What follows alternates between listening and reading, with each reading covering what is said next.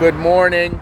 As you know, I'm on my 30-mile walk for truth to go from Delray Beach to Broward County Courthouse, where I have to go to meet the pigtitioner because I have a court case with a pig. I'm on a 30-mile walk. I've decided to walk from Delray Beach to the Broward County Courthouse for the court date. On a 30-mile walk for truth. Now, I literally have walked this far already, and it's only been like half a day, I guess. I don't know. Anyway, I'm losing track of time. I have Stanley Cup I bought. There's a lot going on. I had elective eyebrow surgery and some permanent makeup done. And as you can see from the sign, I'm now leaving Boca Raton because I just walked all the way through Boca Raton also. And now I'm at the end of Boca Raton and I'm headed wherever this is going to take me. I'm not sure. I haven't really been looking at the map. I think it's more fun not to. I've had some good adventures too. I've had an incident with a man with a fish. I've had an incident with a chocolate factory. Walking through Boca Raton was very nice. Actually, Boca Raton has a lot of stores. Here's my review of Boca Raton. Boca Raton is more of a fake city. What it looks like to me is this. They took what could have potentially been culturally important places, like nice restaurants that were cultural, like Mediterranean stuff, and what they did was they juiced it up and they made it like more formal for like people to make it like more expensive almost. So everything is like an expensive form of a taco, and yet the original dirty taco is even better. You know what I mean? It's like you took out the culture, but you gave them some fake culture that looks like culture, so that the people living here could potentially say, hey, I went to a Mediterranean restaurant. But it wasn't really a Mediterranean original restaurant. I mean, real people that make Mediterranean food would be like, it's not the real thing. I mean, it is, in a sense, like, it's in a sense the real, like, food, and maybe even the real ingredients, but it's missing that dirty love of what the real food is, like the Mexican food.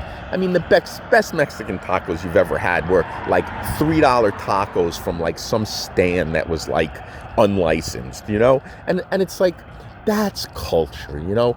And made by a real person that cared and that like did it with love, you know? Or did it with sweat and work, you know? Those are the little stories I get on my little trips here when I walk. When I even walk locally, you know, some people laugh. It's like, you haven't even gone that far. I mean, you know, you haven't gone anywhere. And it's like, no, you don't understand. You could go so many places within a few blocks that people that live there have never seen. And I've had that happen, even in Delray. I've said, have you ever been to the art warehouse? I told someone, and they're like, no, they lived there for 30 years and they never walked into the art warehouse, a beautiful place where they have all types of studios and galleries and different exhibits. I mean, look at this right here where I am. I'm entering, it says, Deerfield Beach. So has anyone from Boca Raton ever gone to Deerfield Beach? You know, I bet a lot haven't. My point is simple. My point is simple. Wherever you are, take a walk. I mean, look around, but really walk and then stop. I mean, don't even talk, just stop, look around. Maybe there's a tree that's really cool or a flower that's been growing next to your house that you didn't even realize. And that now you realize, and it's part of you. And look at this sign. This is the best. Look at this. Special for the pigtitioner. Entering Broward County. Forced to come by the pigtitioner. Oh, and Larry Scumbag Meltzer, who I don't know. I think she fired or something. I don't really even know. I honestly don't even care. I just go and tell the truth. That's it. I be respectful and I tell the truth. What more can I do? I mean, if you have to be a genius to be in court, then, I mean, nobody should be in court. But the point is that I just tell the truth because I've done nothing wrong. And if I have, for God's sake, it is what it is. Because I know I haven't done anything wrong. I haven't done anything unethical. I live a clean, good life. And to prove it, I'm on video 24/7, 365. Literally. And I'm not joking around. I am. I always make sure I am. You know why? Because people false charge you. And I make sure that they either, if they do false charge me, which they do, and they will more. And when they do more, I'll have my evidence ready. And then they'll go to jail for false charge. But that could take years. I mean, welcome to the court system in America. I mean, it's based on delays. Justice delayed is justice denied. I mean, that's a saying that's been around for a very long time by one of the victims of that, a young kid, 18-year-old in New Jersey, that got arrested for stealing a backpack for school. And he was arrested and he was put in jail for almost 3 years. His name was, if I remember correctly, it was something like Khalid Brown, I don't know. I'll update it in the notes. But it was a terrible case that, unfortunately, he did a bad thing to himself. And you know, he did it because 3 years, and they put him, not only that, but he put him in solitary confinement for 3 years. And it's like, the poor guy, he was so young. I mean, he was 18 years old, and he stole a book bag. They dismissed the case, but 3 years later, they kept adjourning the case. Might have been out of the Bronx, actually, now that I think about it. Maybe Bronx, New York, or New Jersey, one of the others.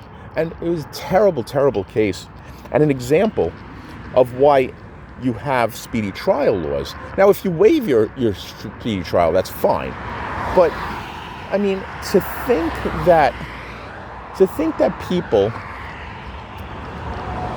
come to the court system for help, victims, or if you're a criminal, I don't mean a criminal, I mean if you're an inmate or you're charged with a crime, you're presumed innocent, but yet you're punished so harshly before trial or pushed into a plea. And they have ways to do that. Don't think the police and the courts don't have ways to force you into a plea. I've met many men that have been offered an impossible deal not to take. How about this? What if you were offered 30 years or adjudication withheld? 10 years adjudication. Let me explain what adjudication is. It means we're not going to sentence you yet. We're going to let you free. And if you stay arrest free, we don't have nothing to worry about. We'll wipe everything clean. Now, what does that mean? That means the person cannot be arrested. And by the way, they can do other things. They have to be home at 8 o'clock. You can't ever drink alcohol. See, these are all baits. They're baits. What the courts do is they give you a chance. But it's not a real chance. It's a chance for you to just go out and guaranteed fail. Guaranteed. All the programs they give and everything, nobody ever graduates them. They really are setting you out to fail.